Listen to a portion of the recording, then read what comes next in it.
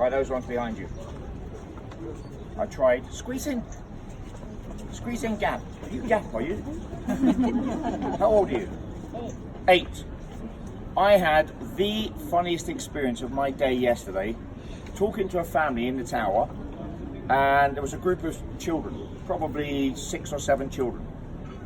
And one of the children, I said to them, I was asking about their ages, and I said, how old are you guys? And the little boy at the top of his voice shouts out, under 5! At which point his family go bright red, because they've clearly bought a ticket for an under 5, had a free entry. I burst out laughing, and the rest is history. Ladies and gentlemen, if you're too far around that way, you won't hear because of the acoustics. You need to squeeze around this way, please. Oh, I'm saying please, I don't care if they can hear or not. I'm still getting paid. Right, ladies and gentlemen, here we are, now stood in what is known as the outer ward of the tower, the area between these two defensive walls. And this area goes the whole way around the Tower of London. Now, behind you is Mint Street. That is where coins of England were designed and produced up until 1810. All of those buildings you can see that used to house the Royal Mint are known as casemates. I know that because it says so over there. Casemates actually means brick-lined buildings within the walls. Today, the vast majority of those buildings are homes to me, my colleagues, and our families. So come on then, hands up, who didn't realise we all live here? Wow. You know the saying? Every Englishman's home is his... castle. Welcome to my castle. I've got a small house in Wales and a small castle in London. Not too shabby. There's actually about 130 people live here at the Tower of London. Later on, when you go up on the battlements, you'll be able to look down, you'll see the cars parked there, the houses, the washing on the lines. I have the most photographed underwear in the world. David Beckham has got nothing on me. Apart from looks, money, big house. Bet your granddad doesn't have a castle. He's renting According to my grandchildren, I'm the coolest granddad on the planet. Okay, now in front of you here is the bell tower. Would anybody like to hazard a guess why it's called that? Let the children have a go. Sorry, what was your answer? Because it had a bell. Correct, because it has the oldest surviving curfew bell in the City of London. In the event of an alarm, that bell would be sounded, causing all drawbridges to be raised, gates to be locked, portcullises to be lowered, and all of these battlements manned for defence.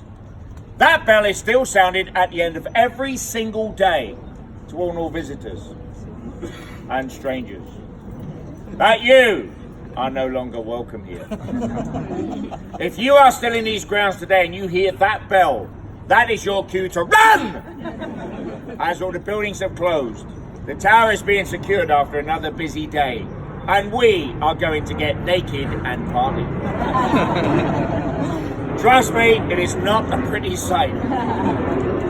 37 wrinkly, old ex-sergeant majors. Naked. Have you got that image in your mind? I just tasted sick. Now the bell tower here is the strongest of the how many towers? 13 on the inner wall. Due to the strength of this building, many important prisoners have been held in here, including that man for all seasons, who was? Sir Thomas More. Well done, Sir Thomas More, imprisoned here in this lower chamber because he refused to sign the Oath of Supremacy, the document recognising King Henry VIII as head of the newly formed Church in England. At the same time, and for exactly the same reason, his good friend John Fisher, Bishop of Rochester, was housed in the upper chamber. Now, although both these men suffered terribly, they refused to abandon their religious beliefs. They were eventually taken out there onto Tower Hill in 1535 and publicly beheaded. 400 years later, in 1935, both of those men were canonized as saints of the Roman Catholic faith for dying for their beliefs. Hence today, St. Thomas More and St. John Fisher. Now, another man held prisoner here you may never have heard of, but I can almost guarantee you this. By the end of my tour today, you'll be talking about this man for days to come. And children, you're going to have nightmares for weeks to come. I am available for babysitting. Okay, hands up, who's heard of James Scott? You have, well done. One person. Oh, you have as well. Do you want to come up here and tell us about him? Okay, I'll do it. I don't want Okay, that's okay, I'll do it. Now, James Scott was the Duke of Monmouth, eldest of the 16 illegitimate children of King Charles II. So come on in, hands up, who knew Charles II had 16 children? His wife, by the way, had none. Now you know why he was known as the Merry Monarch. After the death of his father, this young man, James Scott, was persuaded to stake his claim to the throne of England. He landed down in the West Country of England and started to sweep inland, gathering Protestant support in what became known as the Monmouth Rebellion. That rebellion was crushed at the Battle of Sedgemoor on the 6th of July, 1685. But James Scott escaped. He was, however, captured a week later, and having been condemned to death in his absence, was taken out there onto Tower Hill for his public execution. It proved to be one of the bloodiest executions ever to take place in English history. The execution that particular day was a man known as Jack Ketch. Now, you may not be aware of this, but executioners were not paid by the state. The only money they received for carrying out their gruesome task was from the condemned man himself. It was custom or tradition that as a nobleman walked onto that scaffold to die, he would reach into his purse, take out a handful of gold coins and hand them to his executioner. You were actually paying to ensure the task was carried out efficiently and quickly. Some people here in London used to refer to this money as severance pay. The jokes really don't get much better. Now, this particular day, as James Scott walked onto that scaffold to die, he met Jack Ketch stood there with his hand out, ready for that customary bribe. James Scott decides he's not going to pay someone to remove his royal head. He pushes the hand to one side, kneels down, places his neck on that block of oak, and tells Jack Ketch to get on with his duty. Jack Ketch therefore raises the axe high into the air, and with the full strength of a 6'4" man with no money, he brought it crashing down.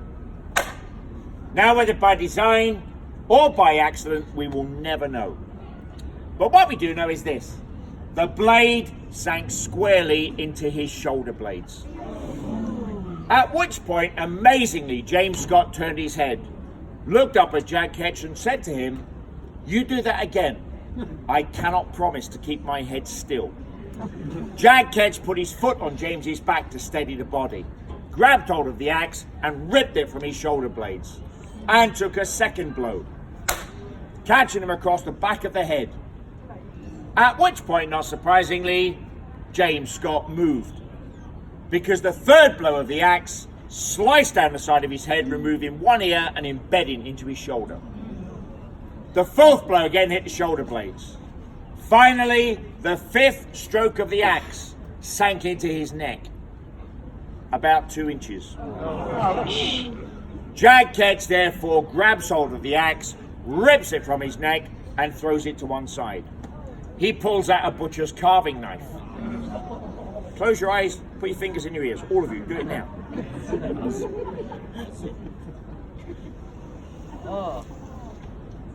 You didn't close your eyes. Now, for some strange reason, this time, instead of that head going down to London Bridge, it was brought back here into the tower, along with his mutilated corpse. And the two were sewn together before he was buried 24 hours later in our Chapel Royal. And to this very day, we don't know why. It's one of the many, many mysteries of the Tower of London. Now, some of you out here are starting to look a little bit squeamish. What exactly did you expect? This is the Tower of London. Still has that magical ring to it, doesn't it? Send him to the tower. But if you would like, I can change tack. I know hundreds of stories. I can tell you stories of love, romance, intrigue. Hands up who'd like some love stories.